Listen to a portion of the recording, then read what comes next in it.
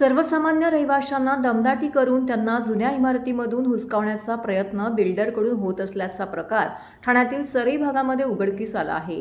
याबाबत आमदार संजय केळकर यांनी संबंधित अधिकाऱ्यांना खडसावून रहिवाशांचा हक्क अबाधित ठेवण्याच्या सूचना केलेल्या आहेत। भाजपच्या खोपट येथील कार्यालयामध्ये आयोजित जनसेवकाचा जनसंवाद या कार्यक्रमात सरईतील एका जुन्या इमारतीमधील रहिवाशांनी उपस्थित राहून आमदार संजय केळकर यांच्याकडे तक्रार केली होती।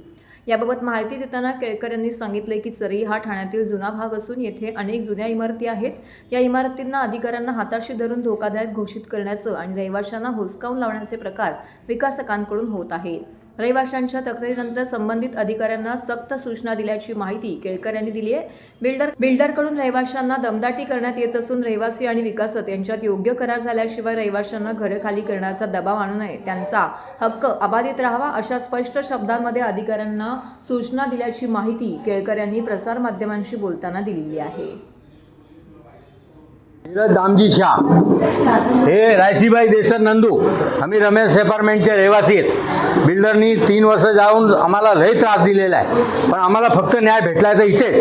बाकी आम्ही सगळे करे पुरं हिंदुस्थान फिरून आलो, कुठेही न्याय नाही। न्याय कुठे मिळाला? न्याय या इथे संजय केळकर साहेबकडे लगेच डायरेक्ट एंट्री आहे। डायरेक्ट लोकांना, सामान्य माणसाला भेटता येते। तिथे लोक पोलीसवाले उभे आहेत, करणार काय? शिंदे साहेबच्या घरी लय खेपा मारले आम्ही, 2-3 कोणी ऐकायला तयार नाही। कंटिन्यू म्हणजे त्यांच्याकडे त्यांना करता प्रयत्न करतोय।